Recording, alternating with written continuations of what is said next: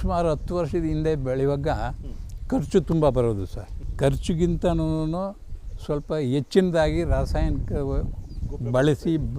ರಾಸಾಯನಿಕ ಗೊಬ್ಬರ ಬಳಸಿ ಮಾಡುವಾಗ ಅಧಿಕವಾದ ಇಳುವರಿ ಬರೋದು. ಪೌಷ್ಟಿಕವಾಗಿರತಕ್ಕಂಥ ಆಹಾರ ಸಿಗ್ತಾ ಇರಲಿಲ್ಲ. ನಾವು ಅಲ್ಲಿಂದ 10 ವರ್ಷದಿಂದ ಈಚೆ ಕಡೆಗೆ ನಾವು ಶುರು ಮಾಡಿದಾಗ ಒಂದು 2-3 ವರ್ಷ ನಮಗೆ ಫಸಲಿನಲ್ಲಿ ಸ್ವಲ್ಪ ಏರುಪೇರು ಬಂತು ಸರ್. ಅಂದರೆ ರಾಸಾಯನಿಕದಲ್ಲಿ ಬೆಳೀತಕ್ಕಂಥ ಫಸಲಿಗೂ ನಮ್ಮ ನೈಸರ್ಗಿಕ ಕೃಷಿನಲ್ಲಿ ಬೆಳೆಯತಕ್ಕಂಥ ಫಸಲಿಗೂ ಏರುಪೇರು ಅಂದರೆ ಸ್ವಲ್ಪ ಕಡಿಮೆ ಬಂತು.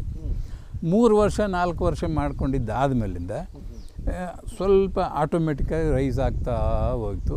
ಈಗ ನಿರಂತರವಾಗಿ ನಾವು ಮಾಡೋಕ್ಕೆ ಶುರು ಮಾಡಿದ್ದಾದಮೇಲೆ ಒಂದು ವೇಳೆ ನಾವು ಅದನ್ನು ನೋಡಿದಾಗ ರಾಸಾಯನಿಕ ಕೃಷಿಗಿಂತನೂ ಒಂದು ಸ್ವಲ್ಪ ದುಪ್ಪಟ್ಟು ಅಂತೇಳಿ ಹೇಳೋಕ್ಕಾಗಲ್ಲ, ಒಂದು 5 to 10% ಜಾಸ್ತಿ ಆಗಿದೆ ಅಂತೇಳಿ ನಾವು ಹೇಳ್ಬೋದು. ಅದರಲ್ಲಿ ಏನಾಗ್ತದೆ ಅಂದರೆ ಅಳತೆ ಜಾಸ್ತಿ ಬರ್ತದೆ. ಅಂದರೆ ನಾವು 1 ಕ್ವಿಂಟಾಲ್ ಇವಾಗ ಇದನ್ನು ತೂಕ ಮಾಡಿದರೆ ಯಾವುದನ್ನು ನೈಸರ್ಗಿಕ ಕೃಷಿಯಲ್ಲಿ ಬೆಳೆದಿರ್ತಕ್ಕಂಥ ಬೆಳೆಯನ್ನು ನಾವು ತೂಕ ಮಾಡಿದಾಗ ಅದೊಂದು ಮುಕ್ಕಾಲು ಚೀಲ ಬರುತ್ತೆ.